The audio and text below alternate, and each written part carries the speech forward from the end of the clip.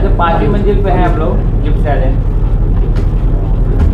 जी। कुछ ऐसे भी हमारे मित्र यहाँ पे हैं जिनका मान आपने बोला था ना, स्वागत करते हैं। ऐसा कुछ नहीं है, जो भी व्यक्ति माल एयरपोर्ट का स्वागत करना चाहता है वो आज जवाब आइए आइए आइए। वरिष्ठतम यही है,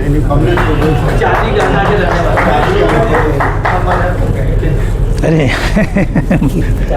नहीं है भाई, उसमें क्या है।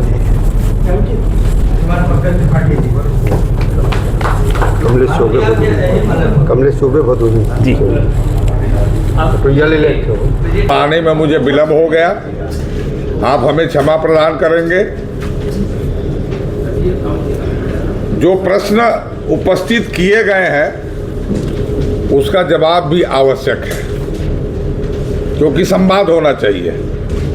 वैचारिक संवाद जब होता है तभी जुड़ाव भी होता है। तो इस कड़ी को आगे बढ़ाने के पहले मैं थोड़ा सा आपको जगा देना चाहता हूं कि मेरे सीने में ही न सही, तेरे ही सीने में सही, आग कहीं भी हो आग जलनी चाहिए। तो जो पीड़ा है उसकी अभिव्यक्ति होनी चाहिए, जो हमारे अंदर कसक है। मैं जानता हूं कि यहाँ बैठे हुए लोग कुछ राजनीतिक दलों से संबद्ध अवश्य होंगे, लेकिन हम अगर कहीं संबद्ध थे और अपने को ठगा महसूस करते हैं तो हमें कहीं और संबद्ध हो जाना चाहिए। शायद वहाँ हमें कुछ जरूर हासिल हो जाए, वह सम्मान हासिल हो जाए, वह स्थान हासिल हो जाए जिसकी तलाश हम कर रहे हैं। हमारे एक भाई ने एक प्रश्न खड़ा किया, उसका उत्तर देना भी जरूरी है, तो मैं अब आवाज़ देता हूं हमारे बीच में पंकज त्रिपाठी जी को। पंकज त्रिपाठी जी का YouTube जिसने सुना होगा वह जरूर अभिभूत होगा, और अगर नहीं सुना है तो पंकज जी तो 1952 से शुरू करते हैं और 26 तक की यात्रा करते हैं।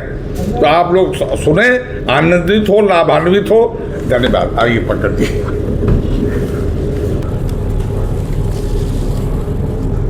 आज इस राष्ट्रीय विकल्प मोर्चा के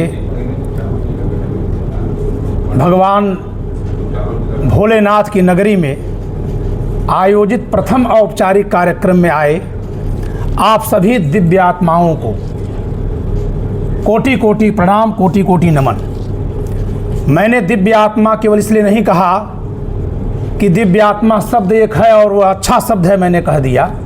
बचपन से हमने सुना है कि काशी का एक विशेष महत्व है और यहाँ लोग क्षण बिताना चाहते हैं, तो जिनकी ज़िंदगी यहाँ बीत रही है वह वास्तव में दिव्य आत्मा है, पिछले जन्म का पुण्य है, मेरा यही मानना है।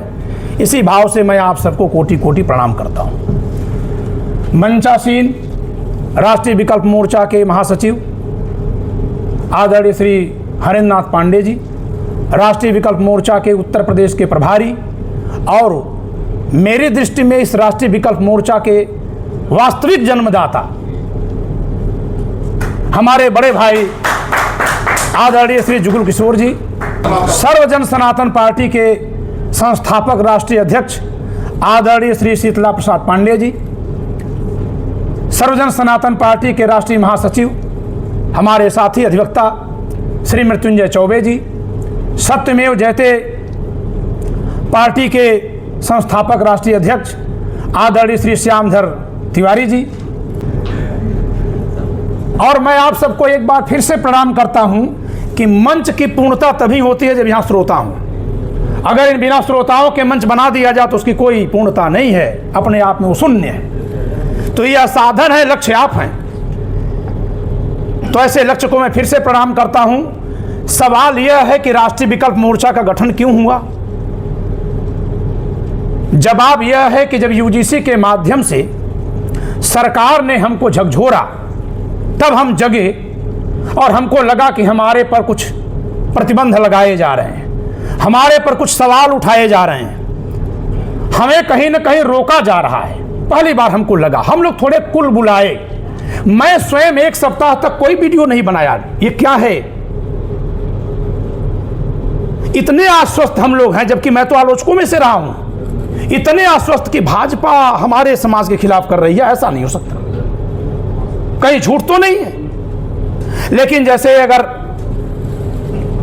आप रात में सोए हैं और सोए हुए में जगाकर कहा जाके अभी अभी कुछ बिगड़ा है, तो केवल बिगड़ने को जानने भर तक नहीं जगते हैं। जब जगते हैं तो उसके पहले क्या बिगड़ा था, जो बिगड़ा वो कैसे बिगड़ा था, सबको जानने और जांचने के लिए जग जाते हैं। तो जब यूजीसी कानून आया तो बहुत सारे संगठनों ने, पार्टियों ने, व्यक्तियों ने अपने अपने स्तर से आवाज उठानी शुरू की। जब ये आवाज थोड़ी आगे तक गई, सरकार ने रोकने की कोशिश की। कभी हम लोग अखबार में नहीं छपे, छोटे छोटे घटनाओं से लोग अखबार में छपते, हम लोग कभी नहीं छपे। 8 मार्च को हम लोग गए थे दिल्ली धरना प्रदर्शन में, परमिशन थी और वहां पहुंचने से ठीक पहले परमिशन वापस ले ली गई थी रात में। मैं खुद मैदानगढ़ी थाने में पूरे दिन भर निरुद्ध था और मेरे साथ यह निरुद्धि का कार्य तब हुआ जबकि मेरा स्वयं का विद्यार्थी IPS पवन मिश्रा वहां पोस्टेड था, क्योंकि मैं 2023 से न्यायाधीशों और IAS के लिए पढ़ाता रहा हूं। उसने सीधे कहा कान में आकर, गुरुजी यहां कोई गुरु चेला नहीं चलेगा, लठ बजेगी हड्डी टूटेगी चले जाइए। एकदम सीधा आदेश है। और इसी नाते सबसे दूर के थाने में हमको भेजा, मैदानगढ़ी, दक्षिणी दिल्ली के सुदूर इलाके में। वो 2.5 घंटे में बस पहुंची थी वहां और शाम को 3.5 घंटे में वहां से कश्मीरी गेट आप आए थे। इतनी दूर रखा गया। आज काकरोच पार्टी का नेता उतर रहा है तो लोग फूल माला लेकर खड़े हैं। तो अभी मैं एक और सवाल सुनता रहता हूं, उसके जवाब पर आऊंगा तो शायद आपके सवाल का जवाब भी होगा। एक सवाल अक्सर आता है, भाजपा नहीं तो कौन, भाजपा नहीं तो कौन। तो कल मैंने वीडियो बना करके, मेरे चैनल का नाम है द लॉजिकल इंडियन और उस चैनल का नाम इस पंपलेट पर इधर रखा हुआ है। इधर संविधान के संशोधन लिखे हुए हैं और इधर ये द लॉजिकल इंडियन चैनल का नाम लिखा है। आप में से कोई इसको YouTube पर देख सकता है, हमारे 1400 वीडियो हैं इस पर। तो मैंने सोचा कि अगर हमारे घर में एक ही मटका पानी है और उसमें छिपकली गिरकर मर जाए तो क्या फेंकने से पहले हम पूछते हैं, सोचते हैं कि ये फेंक देंगे तो क्या पिएंगे? सोचते हैं। हमारा खाना हमने ही बनाया लेकिन बासी हो गया तो फेंकने से पहले हम क्या ये सोचते हैं कि इसको फेंक देंगे तो खाएंगे क्या? अरे जो जहरीला है, जो विषैला है, उसका पान नहीं किया जाता, उसका विकल्प नहीं सोचा जाता, उसके विकल्प की प्रतीक्षा नहीं की जाती, उसको फेंका जाता है। नव निर्माण के लिए प्रतिज्ञा ली जाती है, प्रयास किया जाता है। तो भाजपा नहीं तो कौन? इसका उत्तर है कि अगर जल विषैला हो गया तो क्या नए घड़े के आने की प्रतीक्षा करेंगे तब फेंकेंगे? फेंक देंगे। हम लोग इस होटल में हैं, किसी घर में हैं, अपने घर में हैं, आग लग जाने पर क्या यह सोचकर घर से नहीं निकलते कि निकल जाएंगे तो किस घर में जाएंगे? आग लगे हुए घर में नहीं रुका जाता। भूकंप में जिस घर में हम अन्यथा सुरक्षित हैं और सुरक्षित होते हैं, तुरंत छोड़कर भागते हैं। ये नहीं सोचते हैं कि निकल गए तो कहां जाएंगे, पहले निकल पड़िए। और आप तो उस भगवान राम के अनुयायी हैं जो जब अयोध्या से निकल गए, किसी की कहने पर, किसी के ताने पर, किसी के उलाहने पर, किसी के बहाने पर, तो एक राज्य छोड़े 2 राज्य जीत लिए, किष्किंधा और लंका दोनों जीत लिए। आप छोड़कर तो देखिए। और आप कब से ये इस तरह से कायर विलाप करने लगे कि ये छोड़ देंगे तो क्या? अरे आपने कांग्रेस बनाई, आपने कांग्रेस छोड़ा, आपने भाजपा बनाई, आप भाजपा छोड़िए कुछ और आप बनाएंगे। आप ही इस देश के निर्माता हैं, इस बात को याद करिए आप। अब रह गई बात हमारे भाई की, जिन्होंने पूछा है कि क्या गारंटी है कि जो मोर्चे में लोग शामिल हैं कल सपा बसपा में न शामिल हो जाएं। मुझे बचपन में सुनी एक कहानी याद आती है कि कैसे क्या बोलना चाहिए, इसी पर एक उदाहरण के रूप में कहा गया था। वो कहानी यहां उचित बैठेगी। एक छोटा बच्चा, मतलब एक बच्चा पैदा हुआ था एक सज्जन के यहाँ, उसकी बरही मनाई जा रही थी। सारे लोग, कोई आता था DM बनेगा, SP बनेगा, CM बनेगा, कलेक्टर बनेगा, सब लोग कहे जा रहे थे। एक आदमी ने कहा ये भी मरेगा। क्या कहा? यह भी मरेगा। क्या उसने असत्य बोला? उसी ने सत्य बोला। उसी ने सत्य बोला, लेकिन वह मरेगा तो क्या दूसरे पैदा नहीं होंगे? व्यक्ति मरता है, सृष्टि अमर है। पंकज त्रिपाठी बदल जाएगा, लेकिन कोई दूसरा भाई खड़ा होगा। राष्ट्रीय विकल्प मोर्चा हट जाएगा, कोई दूसरा मोर्चा खड़ा होगा। इस नाते यह सवाल करने का समय नहीं है कि जो आज खड़े हैं वो कल जाएंगे तो कहां जाएंगे, जो आज खड़े हैं वो हट जाएंगे तो नए आ जाएंगे वहां पर। इसलिए आज जो खड़े हैं उनका आपको स्वागत केवल इसलिए करना है कि आज वो खड़े हैं। यह सोचकर आपको नहीं सोचना है कि कल पता नहीं यहां रहेंगे कि नहीं रहेंगे, अन्यथा हम लोग जितने उम्र के हैं इतने उम्र के हमारे कितने साथी भी छुड़ गए होंगे। तो इस नाते यह सवाल प्रकृति के गोद में छोड़िए, भगवान भोलेनाथ पर छोड़िए कि जो यहां हैं उनमें से कितने ईमानदार निकलेंगे, कितने बेईमान निकलेंगे। आप यह सोचकर साथ दीजिए कि जो इनमें ईमानदार होंगे उनका आप साथ दे रहे हैं, अगर बेईमान होंगे तो उनको फेंक देंगे, फिर नए ईमानदार पैदा होंगे। क्योंकि अगर आप पूछेंगे कि आप इस मोर्चे से क्या करेंगे, तो सबसे ज्यादा आसमानी फूल तोड़ने का दावा वो करेगा जो वास्तव में बेईमान होगा। और यह शहर तो इसका भुक्तभोगी है। इस शहर ने 3-3 बार जिसको सांसद बनाया है। मैं नरेंद्र मोदी की बात कर रहा हूं। नरेंद्र मोदी ने, मैंने आपको एक पन्ना बंटवाया है, कृपया उसको निकाल लें और एक बार झांक लें। नरेंद्र मोदी ने वर्ष 2015 में, नीचे देखिएगा 2026 जो लिखा उसके ठीक नीचे, अभी हम अपने घर के प्रिंटर से निकालकर 20 कॉपी ले आए हैं। इसी नाते एक एक को मैंने बीच में एक एक रो में बांट दिया है। यह मामूली नहीं है, यह पढ़ने में 23 साल की तपस्या लगी है। मैं दावे के साथ कह रहा हूं कि हमारे जितने अधिवक्ता बंधु यहां बैठे होंगे इतना नहीं तैयार कर पाएंगे, क्योंकि वो केस तैयार करते हैं, इतना अध्ययन करना उनका काम नहीं होता है। मैं क्योंकि 23 वर्षों से शिक्षण का कार्य कर रहा हूं, इसलिए मैं कर पाया हूं। और इसको चार्ट में बनाने में 20 दिन लग गए कि इतना छोटे में लिखा जाए कि सबको पढ़ने में भी आ जाए और एक ही पन्ना हो, क्योंकि हम लोग बहुत जल्दी घबरा जाते हैं, इतना पढ़ना है। वेद लिखने वालों के वंशज एक पन्ना पढ़ने का साहस नहीं करते हैं तो छले नहीं जाएंगे तो क्या होगा। आप किसी मुसलमान के घर पर बुलडोजर चलता है तो ताली बजाते हैं, टीवी पर वही दिखाया जाता है। किसी मुसलमान के घर पर बुलडोजर चलता है, टीवी पे वही दिखाया जाता है, आप खूब ताली बजाते हैं ना। कभी उस टीवी पर आपको यह दिखाया गया 2014 का जो चुनाव हुआ था वो न तो हिंदू मुस्लिम पर था, न अगड़े पिछड़े पर था। मेरे होश में आने के बाद से यह पहला चुनाव है। हाँ, और मैं होश में 8.5 साल से हूं, 18 साल वाला होश वाला नहीं हूं, 8.5 साल का था। इंदिरा जी शहीद हुई थी 31 अक्टूबर 1984 को। मेरा जन्म 29 नवंबर 1976 है। 8.5 साल का था, कक्षा 5 में था, एकदम घटना याद है। कौन सांसद विधायक का चुनाव हमारे इलाके से लड़ा, किस पार्टी से लड़ा, आपको सब याद है। लेकिन आप पूछेंगे वर्तमान में क्रिकेट टीम का कैप्टन कौन है, याद नहीं है। यानी मैं सर्वज्ञ नहीं हूं। इधर लगाव ज्यादा है तो याद है, और हर किसी का कहीं ना कहीं लगाव ज्यादा होता है। तो जहां लगाव ज्यादा है वहां मैंने जिम्मेदारी उठाने के लिए कदम बढ़ाया है। तो साथियों, आप देखिए 2015, 2016, 2018 3 बार SC/ST कानून को उन्होंने बदला है। 3 बार। 2015 में 31 दिसंबर 2015 को बदला, 31 दिसंबर 2015 को।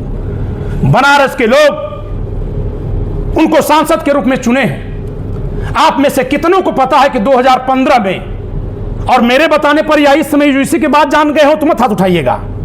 यूजीसी से जब इन्होंने हमको छला है तब जब आंख खुली, उसके पहले कितने लोगों को पता था कि 2015 के 31 दिसंबर को ही इन्होंने SC/ST एक्ट को 2.5 गुना बढ़ाया था। कितने लोगों को पता है? क्यों नहीं पता है? टेलीविजन पे कभी दिखाया इन लोगों ने? अखबार में कभी छपवाया?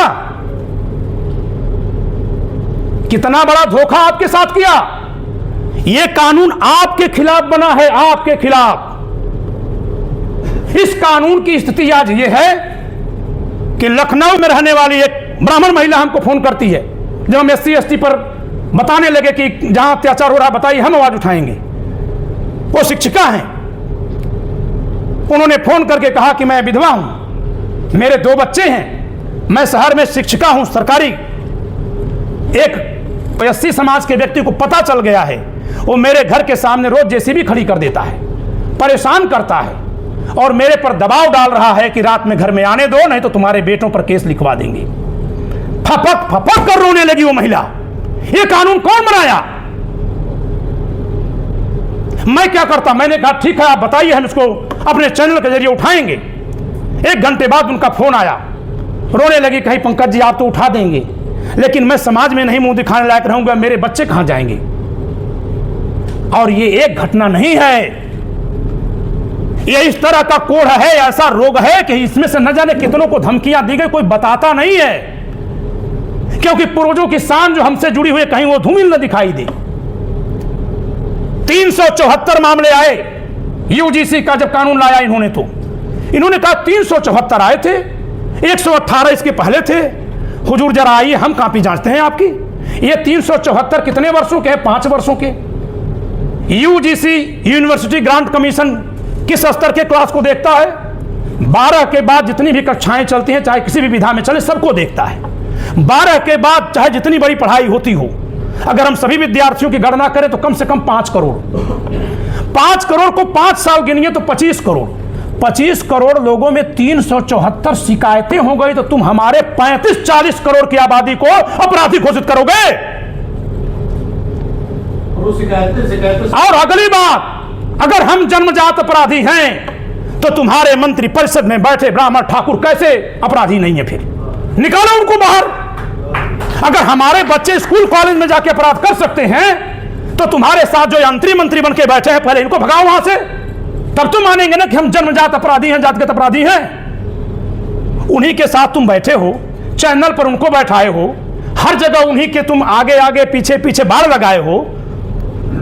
जो तुम्हारे सुरक्षा में घूम रहा है ना, उसके हाथ में, जिसके हाथ में गनर है, वो भी हमारे ही समाज का है।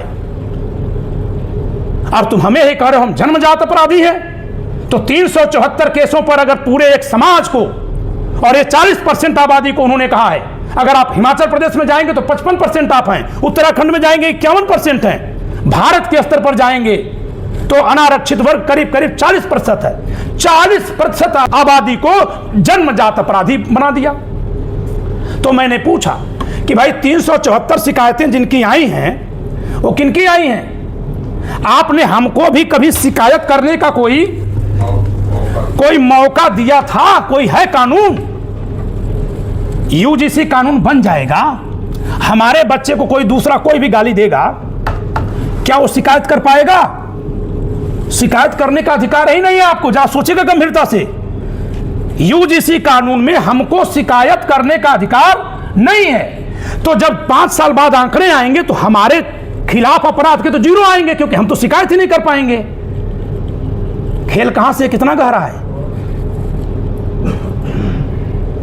तो वेद लिखने वालों के वंशियों, आपको पढ़ना पड़ेगा, समझना पड़ेगा, जागना पड़ेगा और अपने हक के लिए लड़ना पड़ेगा। अगली एक बात आती है, ब्राह्मण तो इकट्ठे नहीं होते हैं, सवर्ण की तो बात ही छोड़ दो। मैं सिरे से खारिज करता हूं इस बात को। इससे बड़ा झूठ कुछ नहीं है। क्योंकि हम बुद्धि से काम करते हैं और बुद्धि कभी दासता को स्वीकार नहीं करती, और किसी एक के विचार को, केवल विचार को उसके नाते मान लेना भी एक तरह की दासता है। इस नाते हम विविधतापूर्ण व्यक्तित्व के होते हैं।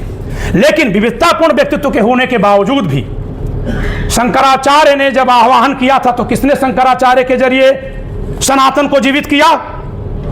तो जब लक्ष्य आपको मिल गया तो उस लक्ष्य के पीछे ब्राह्मण एक होता है, और ब्राह्मण के पीछे क्षत्रिय चलता है, ब्राह्मण क्षत्रिय के पीछे वैश्य चलता है, शूद्र चलता है, सारा समाज चलता है। यानी जब आप लक्ष्य तय कर लेते हैं तो सकल विविधताओं के बाद भी एक समय की ऊर्जा पैदा होती है। जब आपने देश को आजाद कराने की प्रतिज्ञा ले ली तो मैं आपको बता देना चाहता हूं पूरी जिम्मेदारी से, आज की भारत सरकार में उतने ब्राह्मण नहीं हैं जितना अंग्रेजों की सरकार में ब्राह्मण बैठे थे। आज की भारत सरकार में उतने क्षत्रिय नहीं हैं जितने क्षत्रिय उस समय जमींदार और रियासतदार थे जब अंग्रेजों की सरकार थी। और उनको पता था कि अगर देश आजाद होगा तो हमारी जमींदारियां खत्म होगी, हमारी रियासतें खत्म होगी। लेकिन इसके बाद भी जब हमने लक्ष्य बना लिया तो सबने अपने निज हित का परित्याग करके उसके साथ, लक्ष्य के साथ सबने समर्पण का भाव दिखाया और देश को आजाद करा लिया। ऐसे ही जब हमने लक्ष्य बना लिया कि संविधान को लिखेंगे तो संविधान सभा में भी 80% हम थे, संविधान हमने लिखा। हमने अपने ही बनाई कांग्रेस को जब उजाड़ने का, उखाड़ने का संकल्प ले लिया भाजपा को लाने का संकल्प बना दिया, तो हमने भाजपा को ला दिया, पूर्ण बहुमत की सरकार बना दिया। आज वक्त आ गया है कि इस जहरीले पानी को फेंक दिया जाए। सवाल करेंगे जहरीला कैसे है और कब पता चला? यह जहरीला उस कुएं से ही है जहां से हम लाए थे। अब आप देखिए जरा कुएं की तरफ चलिए, अभी यहां से ऊपर उठिए, आप चलिए 9वें पॉइंट पर। 9वां पॉइंट सब लोग देख रहे होंगे, उम्मीद करता हूं, जरा बीच में कर दीजिएगा जहां पेपर नहीं है। 9वें पॉइंट पर सारे प्रधानमंत्रियों के नाम पढ़िए। सर्वाधिक नाम किसका लिखा है? अटल बिहारी वाजपेयी। अभी हमारे बड़े भाई आदरणीय जुगल किशोर तिवारी जी हमसे कहे हैं, कह रहे हो तो चले गए, तो हम कानून के विद्यार्थी हैं। कानून में पड़ोसी कौन होता है? कानून में पड़ोसी वो होता है जिसके कार्यों का हमारे पर प्रभाव पड़ जाए, वो हमारा पड़ोसी है। तो कानून में जीवित वो होता है जिसके निर्णयों का हमारे पर प्रभाव पड़ जाए, वो जीवित है, अपने उन निर्णयों से जीवित है वो। तो अपने निर्णयों के आधार पर मैं अटल बिहारी वाजपेयी को जीवित मान रहा हूं और उनके जीवित होने के आधार पर उनकी आलोचना करूंगा कि आप देखिए सबसे ज्यादा संविधान संशोधन अटल बिहारी वाजपेयी सरकार ने किया और एक वर्ष में किया है। वर्ष 2000 में आप देखिए 79th amendment, 81st amendment, 82nd amendment, 83rd amendment. सन 2000 में कौन SC/ST समुदाय के लोग सड़क पर आंदोलन कर रहे थे?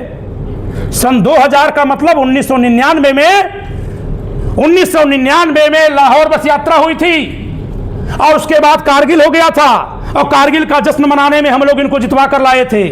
और ये जैसे ही सरकार में आए, जनवरी में, मार्च में, सितंबर में, अक्टूबर में 4-5 संशोधन किया, 5 में से 4 हमारे खिलाफ किया।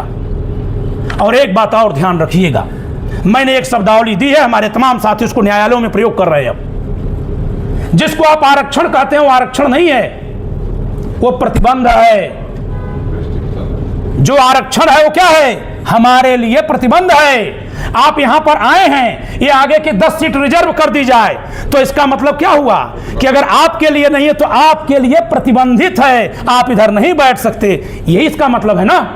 अंग्रेजों ने जब लिखा था कि Indians and dogs are not allowed, अगर अंग्रेजी लिख देते only English person are allowed, तो फिर हम लोग नहीं कुछ बोलते। लेकिन क्या प्रभाव में अंतर होता? अगर अंग्रेज एक तख्ता लगा देते कि केवल अंग्रेज ही अंदर आएंगे तो क्या उसका अर्थ बदल जाता? प्रभाव तो वही रहता ना। लेकिन जब उन्होंने शब्द को सीधा लिख दिया तो हम समझ गए।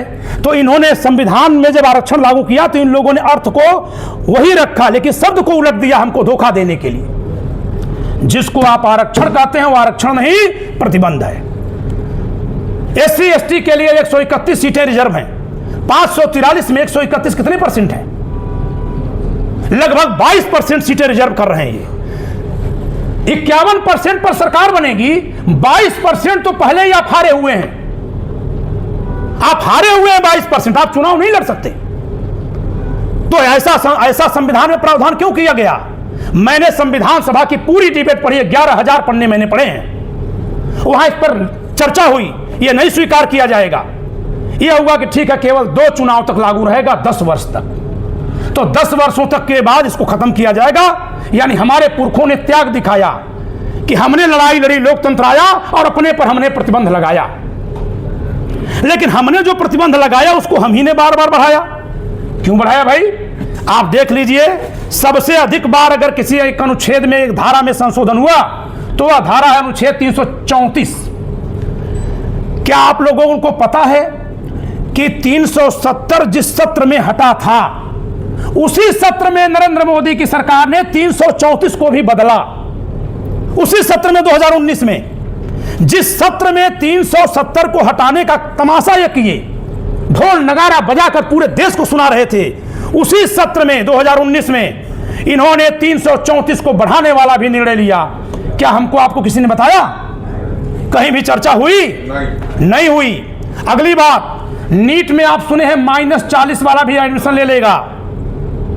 अगर -40 वाला नीट में एडमिशन लेगा तो देश के संसाधनों का दोहन करके अयोग्य डॉक्टर बनेगा कि योग्य बनेगा? अयोग्य बनेगा। अयोग्यता का यह दरवाजा किसने खोला? नहीं, श्रीमान स्वर्गीय श्रद्धेय अटल बिहारी वाजपेयी 82वां संविधान संशोधन 10वें पॉइंट पे पढ़ लीजिए। 10वां नहीं, 11वें पर, 11वें पॉइंट पर अनुच्छेद 335 को रौंदा, और इसीलिए मैं संविधान साथ में लेकर आता हूं। अनुच्छेद 335 में उन्होंने संशोधन किया। अनुच्छेद 335 हमारी मूल संविधान सभा ने लिखा था। उसमें लिखा था कि एससी एसटी को अगर दावा के आधार पर यानी प्रतिनिधित्व के आधार पर भी अगर सीट देंगे तो भी योग्यता से समझौता नहीं करेंगे। अनुच्छेद 46 में लिखा था कि इनकी योग्यता बढ़ाने के लिए आर्थिक सहायता, शैक्षणिक सहायता दीजिए। लेकिन अटल बिहारी वाजपेयी ने 82वां संविधान संशोधन सन 2000 में किया और लिख दिया कि एससी एसटी के लिए योग्यता का मापदंड कम कर दिया जाएगा।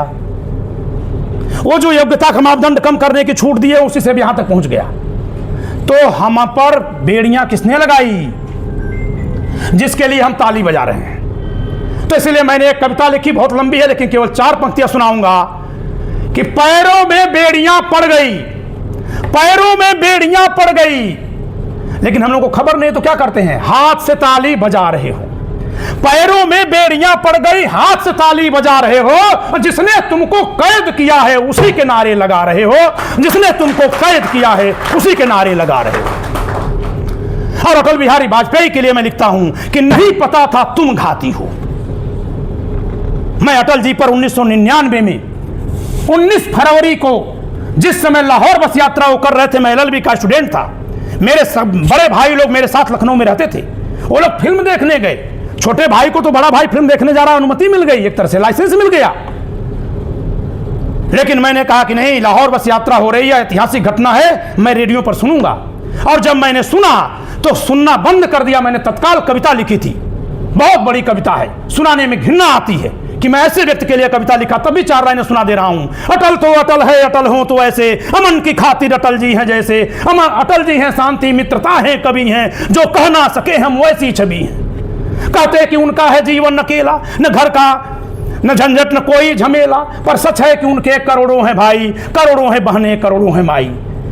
20 फरवरी 1999 ईस्वी 20 फरवरी आई है, भारत और पाक जनों के दिल में खुशियां छाई है। चली है गाड़ी दिल्ली से जो भारत की राजधानी है, पहुंची है बागा सीमा जो भारत पाक निशानी है। खड़े वहां शरीफ, नवाज शरीफ खड़े वहां शरीफ प्रतीक्षारत अगवानी करने को, दौड़ पड़े हैं अटल बिहारी उन्हें अंक में भरने को। भारत पाक मिले अंक भर ऐसा करतब दिखलाया, अर्ध सदी बीते पर दोनों परचम एक संग लहराया।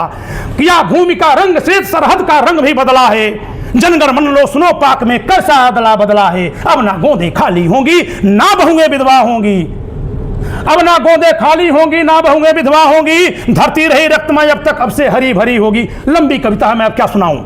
लेकिन अब मैंने क्या लिखा उनके लिए कि नहीं पता था तुम घाती हो, नहीं पता था तुम घाती हो, संविधान के आघाती हो। नहीं पता था तुम घाती हो, संविधान के आघाती हो, और विष से लिपटे हुए पृष्ठ पर धूर्त प्रेम की तुम पाती हो। तुमने हमारे साथ धूर्तता की है और इस नाते पानी जहरीला है, इसको जितना जल्दी हो सके फेंक दीजिए। अब मैं आपसे थोड़ी पॉलिटिकल बात करूंगा। आपने कभी सोचा कि हिंदू मुसलमान की राजनीति में हमारा क्या असर हुआ? इसका मतलब आप ये मत इतना जल्दी मत अंदाजा लगा लीजिएगा, अच्छा पंकज त्रिपाठी तब कह रहे मुसलमानों से दोस्ती कर लो, आप दुश्मनी करते रहो, हम कौन है कहने वाले। लेकिन वो कौन मुस्लिम मंच लगाने वाले हैं? अरे मुस्लिम मंच वाले जो कहे 10 लाख लड़कियों की शादी करा दिए मुसलमानों से, इंद्रेश कुमार जी। हाँ, आप एक बात जानिए, इस भारत में 3 समाज है। एक सवर्ण समाज, हिंदू समाज के 2 हिस्से, एक सवर्ण समाज, एक सवर्णों के विरोध में राजनीति करने वाला समाज, और एक मुसलमान समाज। 90 तक मुसलमान समाज आपके साथ था तो आप सत्ता पर बैठते थे। आदरणीय श्रद्धेय स्वर्गीय कमलापत त्रिपाठी जी यहीं के थे, और तमाम कहां थे, कौन थे। लेकिन जब आपके साथ, मैं पार्टी की बात नहीं कर रहा हूं, मैं समीकरण की बात कर रहा हूं, तो आप पदों पर बैठते थे। भाजपा आई, हमने भाजपा को अपनाया, राम मंदिर बनवाना था, बनवा लिया हमने, उस लक्ष्य के साथ हम चले थे, यानी उसकी भी उपयोगिता है, कुछ हमने हासिल किया, ऐसा नहीं कि हम शून्य पर हैं। लेकिन जब हिंदू मुस्लिम की राजनीति हुई तो क्या हिंदू अलग और मुसलमान अलग हो गया? मुसलमान सवर्णों को छोड़ गया और सवर्णों के विरोधियों के साथ चला गया। ध्यान है आपका? चाणक्य वंशियों, आपको छोड़ा तो अलग नहीं हुआ। हिंदू और मुस्लिम की राजनीति में मुसलमान हिंदुओं से अलग नहीं हुआ। पहले वो सवर्णों के साथ था, अब सवर्ण विरोधियों के साथ हो गया। मैं सही कह रहा हूं कि नहीं? बिल्कुल सही, बिल्कुल सही कहा। ये सब अध्ययन करने के लिए रात भर तपस्या करनी पड़ती है। रात में 3 बजे नींद खुल जाती है। और ये किताबों से अध्ययन नहीं होता है। ये एक सीने में आग लगती है, तब यह सब बातें निकल कर आती हैं। तो एक दुश्मन आपका पहले अंबेडकरवाद से चल रहा है, दूसरा आपने दुश्मन बना दिया, वो भी चला गया वहीं, तीसरा जिसको आप अपना बनाकर सरकार बनाकर बैठे हैं। कुल 23 कानून बने हैं, 23 में से 13 भाजपा ने बनाए हैं और 13 के 13 SC ST के लिए नाम पर बनाए। और जितने कानून SC ST के लिए बनेंगे वो सब आपके खिलाफ प्रतिबंध होंगे। तो आप इस समीकरण को समझिए कि आप बहुत फूले हुए थे कि आप तो बड़े ताकतवर हैं, कमजोर हुए कैसे? 2 कमजोर को आपके साथ आपके खिलाफ लड़ाने के लिए इसी भाजपा की रणनीति के तहत एक किया गया और उनको और आपके खिलाफ मजबूत कर देने के लिए आप ये कह सकते हैं कि बाई प्रोडक्ट हो गए होंगे। जी नहीं, अगर बाई प्रोडक्ट होता तो ये संशोधन की मांग कौन कर रहा था? जब मैंने बताना शुरू किया कि SC ST कानून कांग्रेस ने बनाया शुरू में 2023 में अपने चैनल द लॉजिकल इंडियन पर, चमार जात के लोग कहते थे अरे बाबू क्या बात आप कर रहे हो वकील साहब, ये तो कांसीराम ने बनाए हैं। तो ये क्यों वो लोग कह रहे हैं? भाजपा ने इस पाप का खुलासा न हो जाए इसीलिए अंबेडकर का भूत खड़ा किया है। और इसीलिए मैं कहता हूं कि अंबेडकर कौन है? अटल बिहारी वाजपेयी अंबेडकर है। संविधान में जितने संशोधन अटल बिहारी वाजपेयी किए हैं, अगर केवल उतने उठा को फेंक दीजिए तो ये दलित समुदाय के लोग इसको फेंक देंगे। लेकिन कहीं ये पता न चल जाए कि अटल बिहारी वाजपेयी की है, इसी नाते 90 से अंबेडकर का पुतला बड़ा किया गया, बड़ा किया गया, बड़ा किया गया। ये सब रणनीति समझिए। संसद में जो करते हैं वो कभी आपको नहीं बताते, और जो सड़क पर करते हैं, मुसलमान को कहीं नमाज पढ़ते रोकते हैं, उसको खूब विज्ञापन देते हैं। क्यों? क्योंकि आप यही सुनना चाहते हैं। और जैसे आप इधर सुन रहे हैं, ताली बजा रहे हैं, इधर आप पर प्रतिबंध वाले कानून बन जाते हैं, पारित हो जाते हैं। राहुल गांधी ने इतने दिन में सब कुछ झूठ बोला, गलत बोला, असत्य बोला, अप्रभावी बोला। एक बात उनकी हमको अच्छी लगी कि जैसे बैल चुराने वाले घंटी उधर बजाते हैं, बैल इधर छोड़कर ले जाते हैं, ये वैसे ही करते हैं। पता नहीं किसी और के साथ किया कि नहीं किया, हमारे साथ तो यही किया। और इस तथ्यों के साथ, सबूत के साथ है, आप पढ़ लीजिए। अगली बात आप इस पन्ने पर देखेंगे, यहां लिखा हुआ है मूल संविधान में नहीं था जातिगत आरक्षण। मूल संविधान में जातिगत आरक्षण पर केवल आरक्षण पर या जातिगत केवल 3 प्रावधान थे। एक था अनुच्छेद 46 कि जो गरीब लोग हैं उनको शिक्षित करके आगे बढ़ाया जाएगा, गरीब या अनुसूचित जात जनजाति, ये लिखा हुआ था अनुच्छेद 46, आज भी है, पढ़ा लिखा कर आगे बढ़ाया जाएगा, ये लिखा था।